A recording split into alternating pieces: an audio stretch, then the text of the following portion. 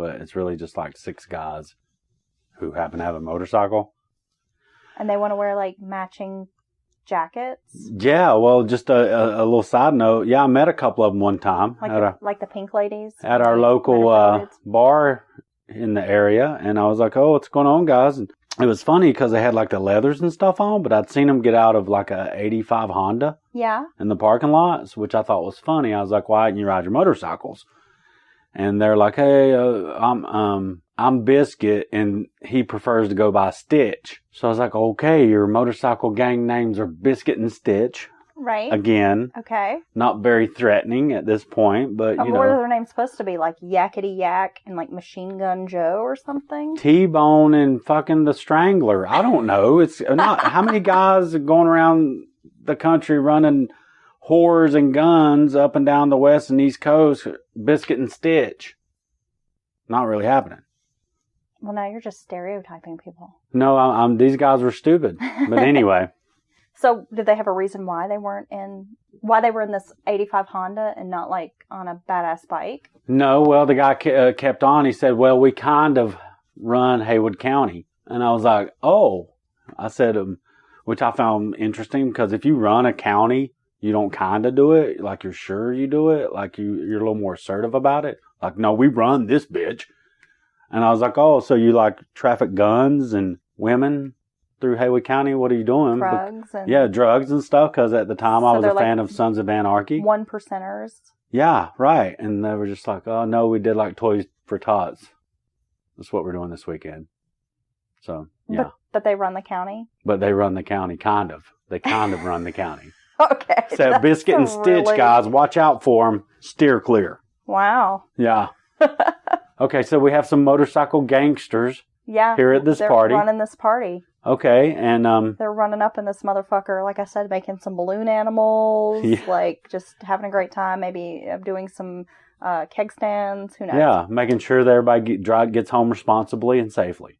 Well, Kelly had been feeling depressed. People, were reporting that he had just been really gloomy, had not been himself. He obviously was, feeling troubled. The marriage was not where it needed to be. Yeah. He's working. So he just got really drunk at this party. Like, just hammered. He's saying fuck it. Pretty much. And passed out on the couch fairly early because he drank so much. It's not a good thing. The party continues. He's passed out on the couch.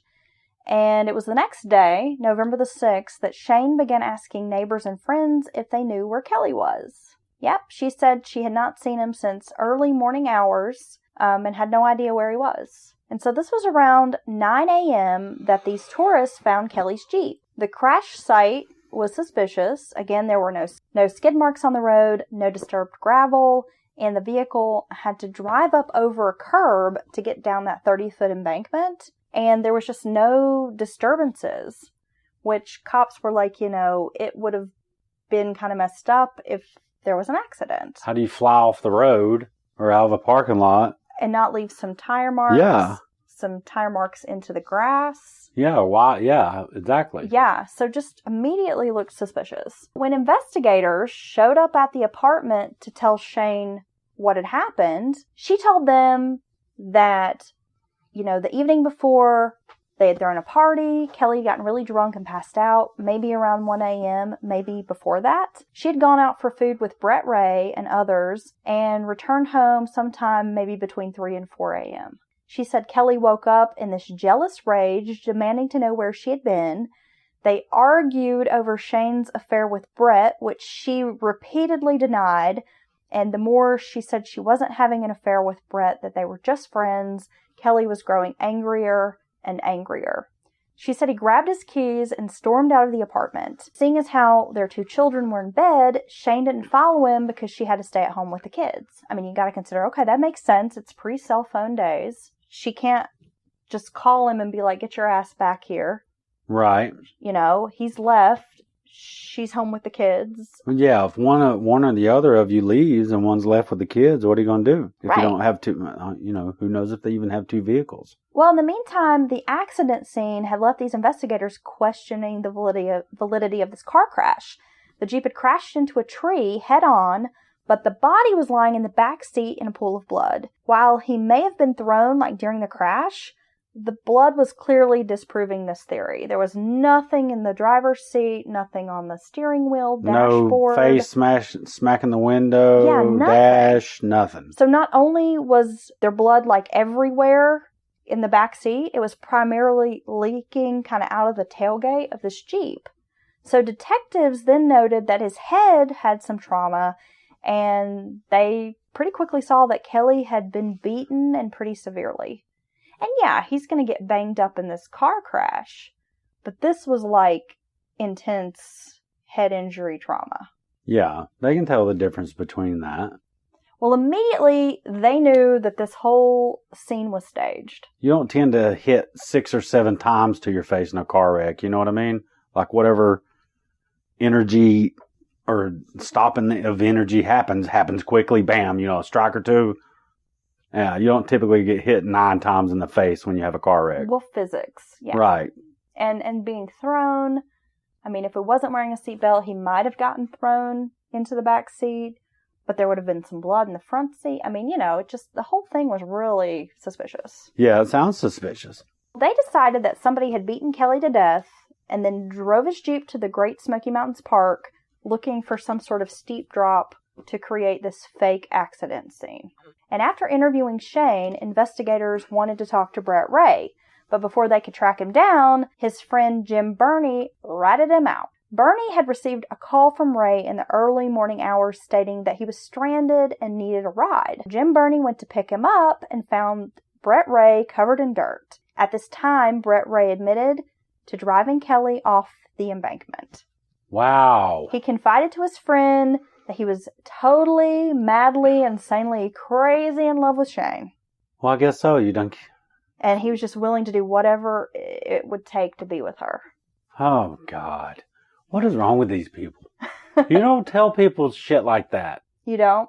Well, yeah, they're not going to keep... They're not... I don't even know the right word. Pussy whooped? I don't know. They're not into this crazy shit like you are. Look, I'll kill for this bitch. I love her so much. Well, Brett Ray said Shayne had offered him more sex and a lot of money if he'd help her kill Kelly. Oh. Brett was up for the challenge because he had developed such strong feelings for her, and the two had plans to take money that they were going to get from his life insurance policy and run off together.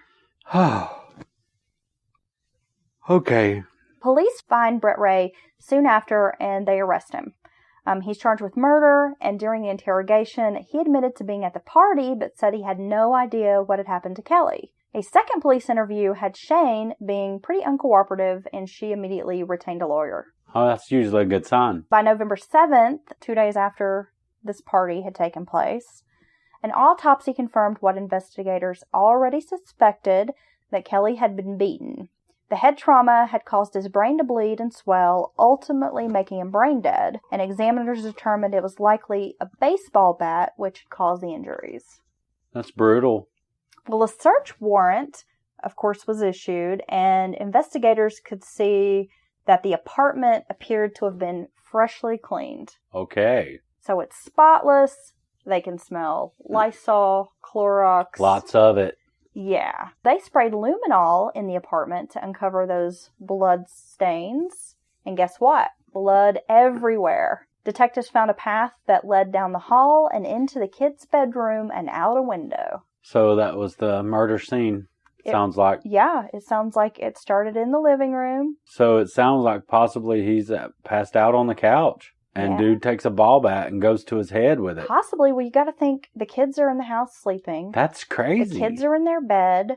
So I'm thinking, did they drag Kelly's body through the house and then slide him out this window while the kids are in bed asleep? Well, just hitting them with a fucking ball bat. That's not the a whole quiet thing. Is crazy, right? I mean, that is a messy, loud... There's no telling what those poor kids might have heard. Well, in the meantime, neighbors are telling the cops about the affair. It seemed like everyone knew that Shayne and Brett were hooking up. Okay. There's no secret in Frog Alley. They even uncovered a recording on Brett's answering machine, which confirmed the affair. Old school answer machine. Was a pretty spicy message. He probably recorded the tape and played it, or rewound the tape and played it and shit. Probably. And she's like, "Oh, Big Daddy, you're doing so good."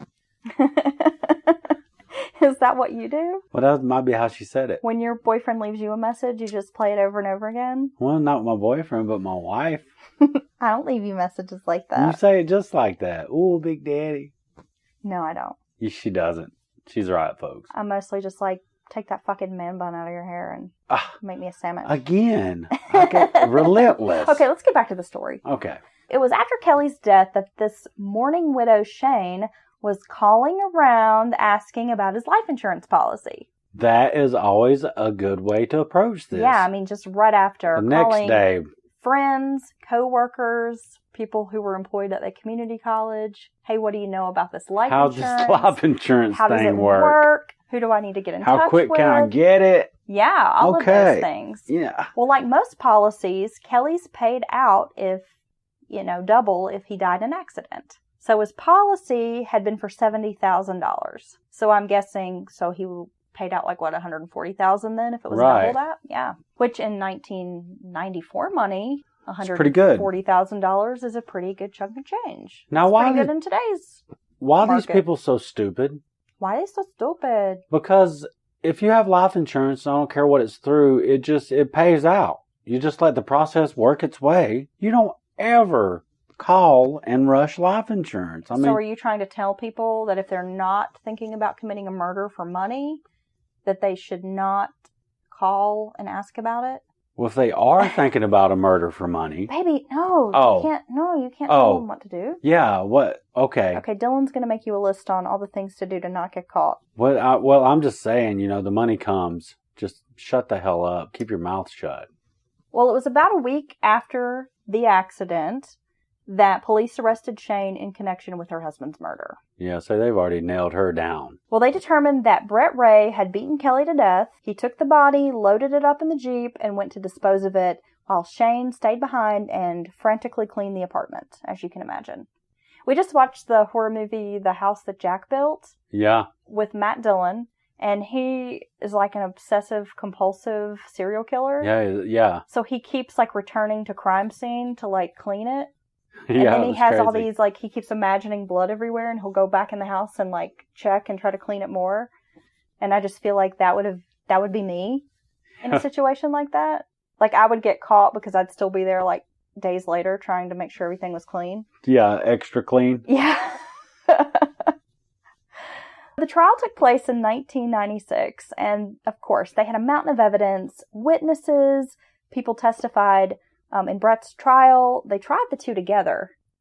Really? Yeah, which is a little unusual. That is a little unusual. It might be a cost savings thing, or they felt like they were so closely connected that a lot of evidence would be the same, maybe? Well, the case against Shayne had little evidence and was mostly circumstantial. Well, all the more reason to put her there in the courtroom with him, I guess. Yeah, I guess so. Brett pleaded with his lawyers to let him take the rap. He was just madly in love with Shayne. He didn't want her to get into trouble. He didn't want her children to not have their mother. Okay. I mean, it was definitely a case of fatal attraction. Sounds like it. And Ray's defense attorney would later say that he knew Brett Ray was just obsessed with Shayne. That there was just no other word for it. It was obsession. Must could tell when he talked about her, just the way he acted.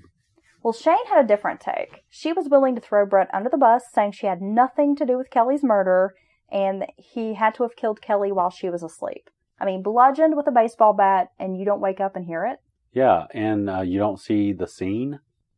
Yeah. I mean, yeah. You don't call cops, hey, somebody just beat my man to death? Yeah, fuck her. Well, and the next day she's out oh, have you seen my husband? Yeah, right. So he just kills her man and then cleans the house, and she just doesn't even know any of this happened. But it doesn't surprise me that she's like that towards him. Well, she says Kelly was asleep on the couch, Brett stopped by to talk, and that the two ended up in a fight. She testified that Brett picked up one of the children's baseball bats and began hitting Kelly with it, but it was only after Kelly was trying to attack him and attack her, and that Brett was really just trying to keep Kelly at bay because Shayne was afraid of him. And she said they were not lovers, they had never been, they were only neighbors and friends. And that the affair was just, made up and people gossiping. Right. Everything everybody else said was a lie. Well, little did she know, after the two had posted bail and they were released from jail,